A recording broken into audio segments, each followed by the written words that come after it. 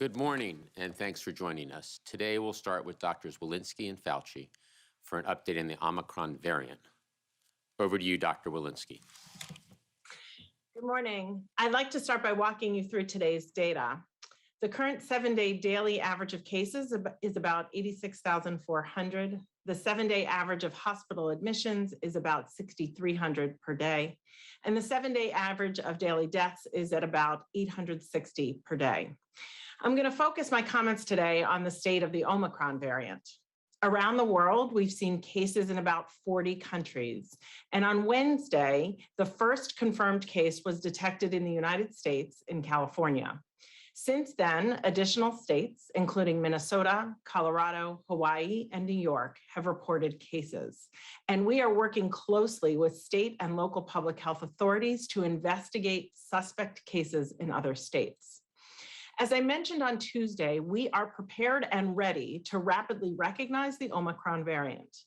The first case reported by the California and San Francisco Departments of Public Health was identified quickly through genomic sequencing conducted at the University of California, San Francisco, a laboratory that is funded by CDC using resources from the American Rescue Plan. And the sequences from the first 3 US cases were confirmed at the CDC within hours after their detection by the states. The rapid turnaround in sequence analysis is an example of the importance of our investments this year to expand genomic sequencing across the country and to build a system that is prepared to swiftly respond to new and emerging COVID variants. Once these cases were identified, CDC staff began working with state and local public health authorities to do contact tracing and investigation. Across the country, public health departments are looking at sequence data, at travel histories and epidemiologic indicators, at diagnostic data to identify possible cases of Omicron. CDC will continue our robust collaborations with state and local public health authorities to identify cases as they emerge, to support contact tracing of those newly diagnosed cases of Omicron, to encourage post-arrival testing of international travelers, and to assist with all implementation of prevention strategies. We are equipped and prepared to fight the Omicron variant head on. We're actively taking steps to stay ahead of Omicron. Yesterday, CDC issued a health advisory through our Health Alert Network to provide recommendations to public health departments and jurisdictions, laboratories, healthcare providers, and the public in light of the new Omicron variant and what actions are needed now, including testing protocols and guidance for case investigations. Notably, we are urging providers to get all eligible Americans boosted right away. Additionally, CDC is providing support to enhance and streamline genomic sequencing nationally and is expanding surveillance of international travelers. Our CDC laboratories are working in collaboration with public health and academic partners and across agencies to understand the science of this new variant, assessing its susceptibility to therapeutics and vaccines.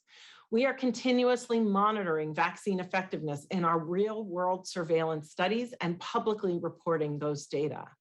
And we are doing an in-depth investigation of the first initial cases of Omicron so that we can understand transmission and severity of Omicron disease. I know that the news is focused on Omicron, but we should remember that 99.9% of cases in the country right now are from the Delta variant. Delta continues to drive cases across the country, especially in those who are unvaccinated. So here's what's important to know. Our recommendations for protecting against COVID remain the same, regardless of the variant. Our best protection against COVID-19 is our proven layered prevention strategies. This includes getting vaccinated if you have not already, and getting a booster dose if you are eligible, along with wearing a mask in public indoor areas, frequently washing your hands, improving ventilation, physical distancing, and increased testing to slow transmission of the virus. I want to take a moment to emphasize the importance of staying vigilant. There is still a lot to learn about Omicron, and we will be transparent and share the updated science with you as soon as it becomes available. As you have heard me say earlier this week, we are in a far better position now than we were at this time last year.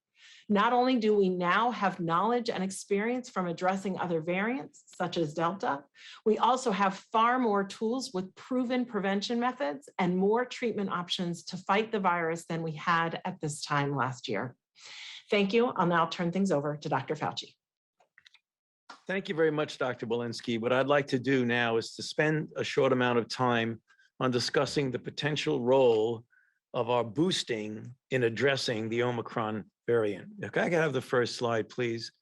Just to orient people, well, we always talk about spike proteins and variants.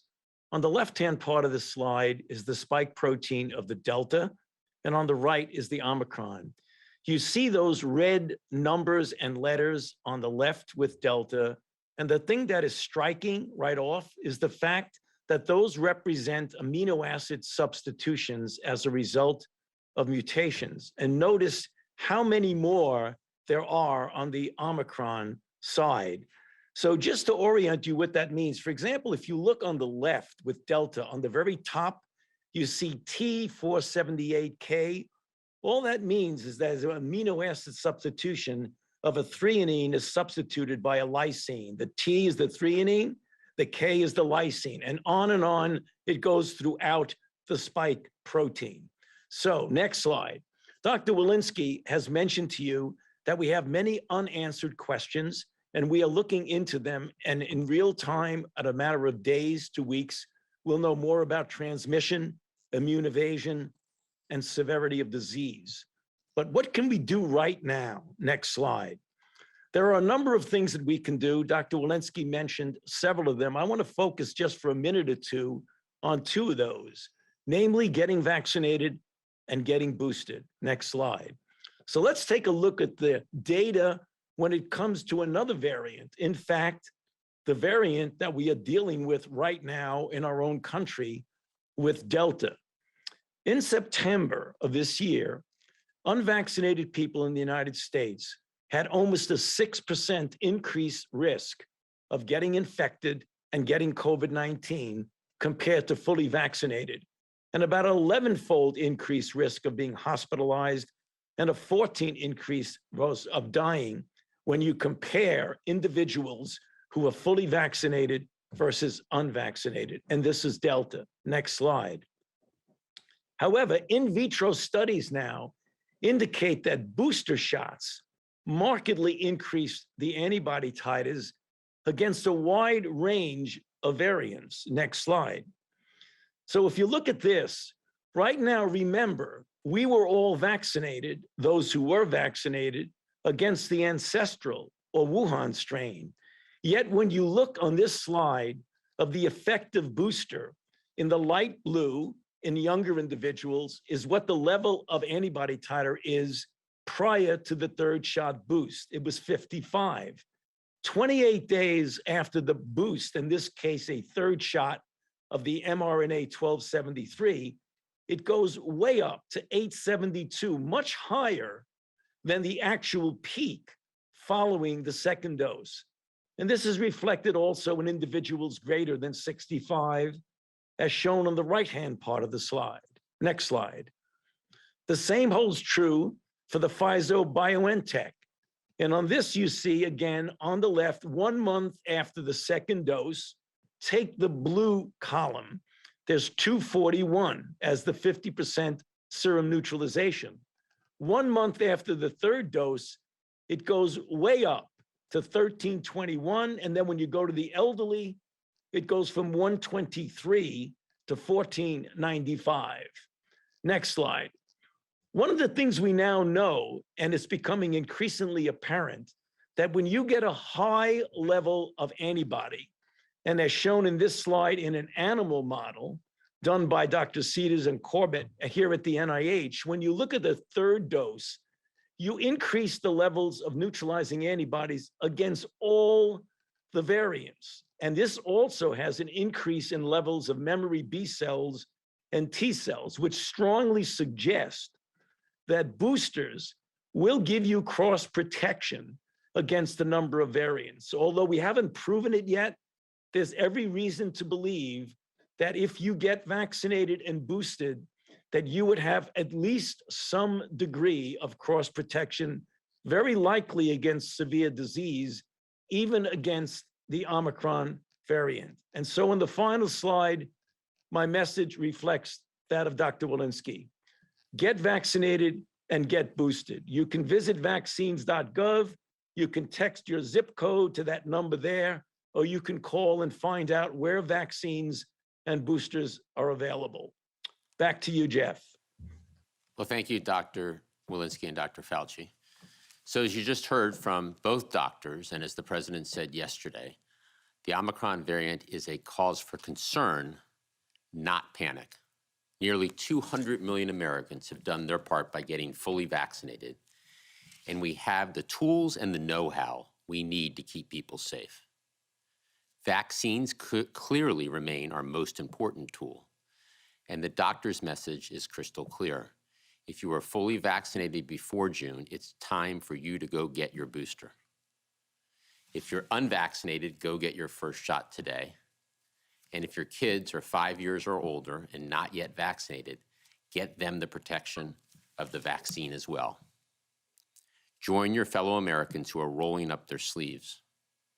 Just yesterday, we reported getting 2.2 million shots in arms, including over 1 million booster shots. 2.2 million shots. That's our highest single-day total since May. This is important progress, and the president's plan to combat COVID-19 and confront the Omicron variant this winter uses all of the tools at our disposal to build on this progress. Yesterday, the president outlined 5 areas where we are taking action. First, getting the roughly 100 million eligible Americans their booster shots. Second, helping more parents vaccinate their kids and keeping our schools open. Third, making at-home tests free to Americans. Fourth, increasing surge response teams to support communities with rising cases. And fifth, accelerating our efforts to vaccinate the rest of the world and strengthening travel rules for people coming into the United States. The president's plan is robust. We're using every tool at our disposal, with more than a dozen specific actions that will get Americans maximum protection as we head into the winter months and keep people safe, schools open, and our economy growing. Today, we want to provide additional detail on 3 specific actions in our fight against the virus this winter. First, launching a public education campaign for boosters. Second, reimbursing doctors for COVID-19 vaccine counseling. And third, expanding teams of emergency volunteers to help treat COVID patients around the country. Let me now turn to Dr. Murthy to provide more on these 3 actions. Doctor? Well, thank you so much, Jeff. It's good to be with all of you again today. In the midst of all the uncertainty around Omicron, what you're hearing from Dr. Walensky and Dr. Fauci is that there is a global community of scientists that are doing as much as possible, as quickly as possible, to learn more about the variant. We are part of that global community, and we are optimistic that we will learn much more in the weeks ahead. And as we learn more, our administration is doubling down on its support for communities that need it the most. Today, I want to talk about 3 ways that we're providing that support: through boosters, through children's vaccines, and through medical response teams across the country. First, so far, 41 million Americans have gotten a booster shot, but we know that there are still millions of Americans more who need to get a booster shot. And so as we think about this, we recognize several things. Number 1, there are still people who don't know that they're eligible. Number 2, there are seniors who may not realize the benefit of the boosters. Number 3, there are also just people working 2 or 3 jobs who haven't had the time to get boosted. And that's why we're working to meet Americans right where they are, with information about booster shots and easy access to get one. To do that, we've created a booster information toolkit and distributed it far and wide. And we're gearing up to share versions in Spanish, Mandarin, Cantonese, Vietnamese, Korean, Tagalog, Haitian Creole, Arabic, and Russian. We're doing this because we want to make sure that vaccine information is available in the language that people understand best. We're also reaching out to communities of color and Native communities by hosting health fairs, webinars, and virtual town halls. We're working through all channels where people get information: email, phone banking, text banking, podcasts, letters, social media, postcards, leaflets, and newspaper ads, just about everything short of carrier pigeons. Our goal is really to leave no stone unturned as we seek to reach people with life-saving information. And some of the many organizations we're working with in this outreach include Jack and Jill of America, the Divine Nine Sororities and Fraternities, Corazon Latino, and more than 1,200 faith leaders.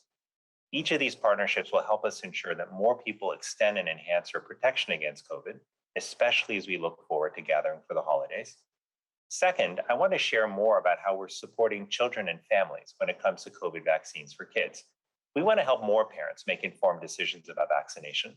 That's why Medicaid will begin to pay healthcare providers to talk to families about the importance of vaccines for kids. This is a move that will be backed by 100% federal funding.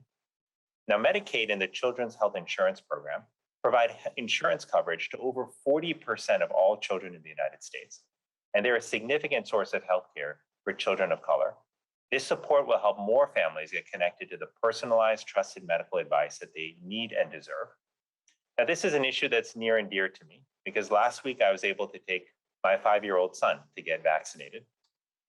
Now, he was a little nervous, and when the time came to roll up his sleeve, I had to be right there with him and make sure he didn't run away. But he was all smiles afterwards, and he's been proudly showing off his "I'm vaccinated" sticker to family and to friends. Now, my wife and I are just two of the millions of parents out there who have been waiting for months for the opportunity to protect our children. There are few things that feel better than knowing your child is safer. And now the parents of over 4 million children, ages 5 through 11, are feeling that relief. And that number will continue to grow in the coming weeks. The last investment I want to talk about is our support for emergency medical response teams as we head into the winter and face the Omicron variant. Yesterday, the president announced $20 million in funding to strengthen the Medical Reserve Corps. This is a network of medical and public health volunteers who support understaffed hospitals and healthcare facilities across the country. Together, the Medical Reserve Corps, or MRC, has dedicated more than 2 million hours to their local COVID-19 response, often working tirelessly in under-resourced health centers and often without much recognition. This funding will provide the support they need to continue their heroic work. The president's plan will also create over 60 emergency medical response teams to ensure that hospitals across the country have the help they need to battle rising cases in the winter. In closing, I just want to remind all of us that at this time last year, we were in a very different position. Vaccines were not yet available to anyone, let alone booster shots. Rapid tests were not yet on the market. As a father, I was worried about the health of my children. And as a son, I was worried about my parents. I did not know when they'd be able to get vaccinated against COVID. So I remain immensely encouraged by the extraordinary strides that we made in the past year. Yes, Omicron is concerning, and yes, we're still working toward better understanding it. But there is enough progress behind us to feel both cautious and hopeful. We are on the right track, and we're learning more about how to stay on the right track. Thanks for your time, and I'll turn it back to you, Jeff. Thanks, Doctor. Before we open up for questions, let me briefly touch on our efforts to vaccinate the rest of the world. The president has been clear from the start. To protect the American people and our economy, we must defeat the virus everywhere. That means we must ensure the rest of the world gets vaccinated. It's in our self-interest, and it's our moral obligation. And under President Biden's leadership, the United States is leading the way.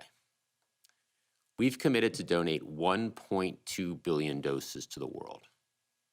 For context, that means for every one shot the Biden administration has administered here in the US to vaccinate Americans, we're donating about 3 doses to people around the world. Already, we have shipped, for free, with no strings attached, 291 million doses to 110 different countries. That's more vaccines donated and shipped by the United States than all other countries in the world combined.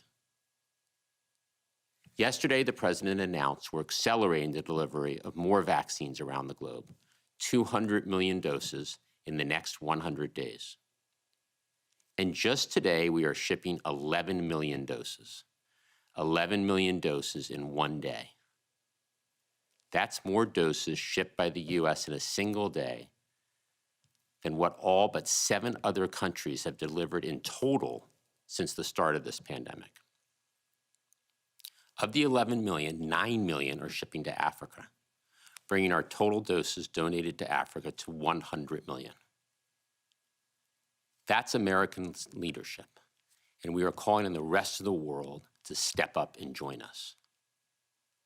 We're also continuing to work with partners around the world to turn those vaccines into vaccinations, from supporting communication campaigns to build vaccine confidence, to funding for vaccinators on the front line.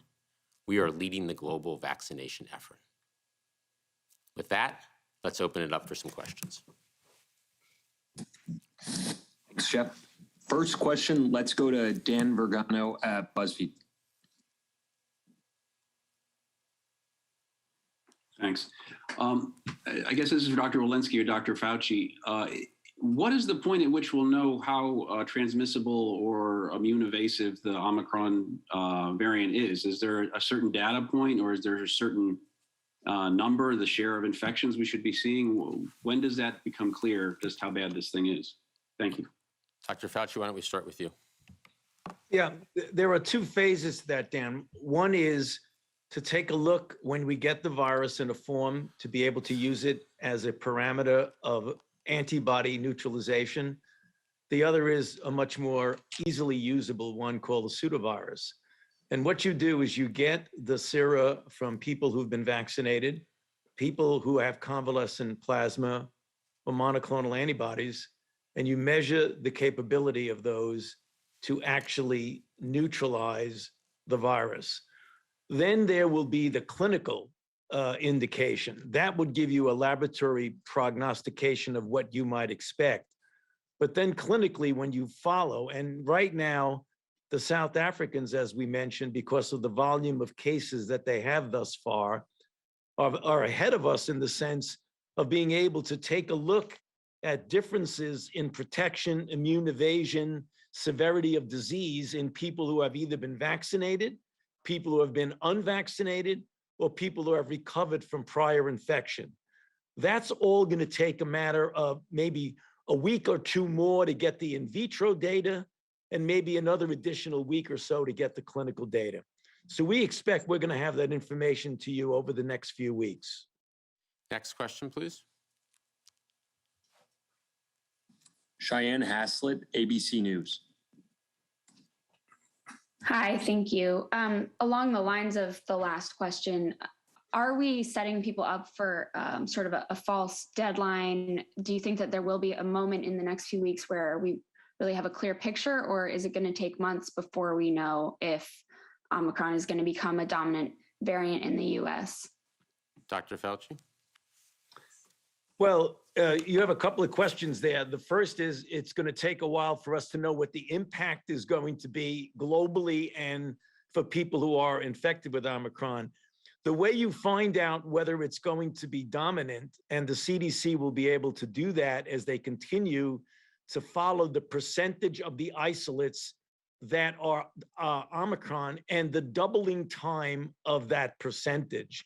You might recall months ago, when we had 1, 2, 3, 4% of our isolates were Delta. And then we were able to project, and the CDC did do that accurately, to project how long it would take for it to become the dominant one. So we really don't know what's going to happen, how well it is going to compete or not compete with Delta. But we will know as more cases occur and what the doubling time of the relative percentage of Omicron versus Delta will be. Next question. Let's go to Rachel Levy at Politico. Hi, thank you. This is a question on the new rules around testing and insurance reimbursement. Wondering if you could clarify essentially why we are going to have Americans getting reimbursed by insurance, and especially after the holiday surge, wouldn't it make more sense to have the testing essentially be free? The rapid tests that we can buy at the store now are quite expensive, and ahead of the holiday season and increased travel. So the core of our strategy here is convenient tests where and when they are needed.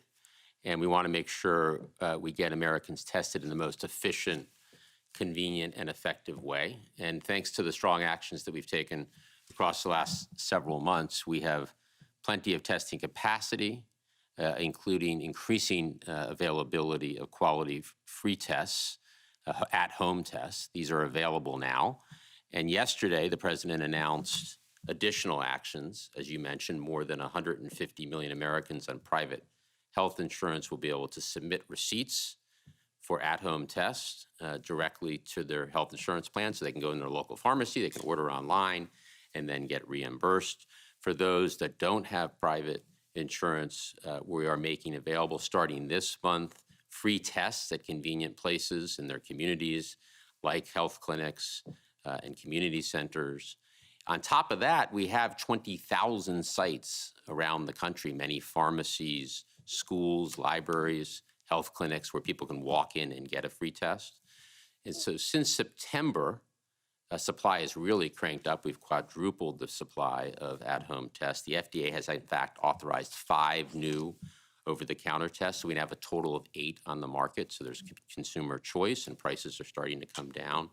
That's up from 0 tests that were on the market when the president took office. So the bottom line here is hundreds of millions of Americans have access to free tests through their insurance, pharmacies, schools, libraries, and community health centers. And the core of the strategy is to make sure the tests are where they are needed and available when they're needed at convenient locations. Next question, please.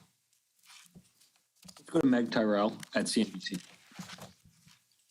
Well, thanks. I'm wondering, obviously it's too soon to know if we'll need to update the vaccines, but in the event that we do you anticipate that the new vaccines would be the Omicron spike, or would they be some, sort of combination designed to confer broader immunity toward potential multiple variants?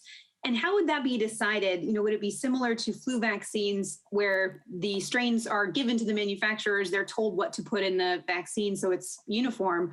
Or would the manufacturers be making these decisions themselves, and therefore it could be potentially different? And then what does the regulatory process look like? Would it be similar to boosters where they could be cleared based on antibody data? So Dr. Fauci, why don't you get us started there? And I think it's important, Meg, to understand that this is a contingency plan that is being developed, that in case we do need an update to the booster or the vaccine. But it is very much a contingency plan. Dr. Fauci?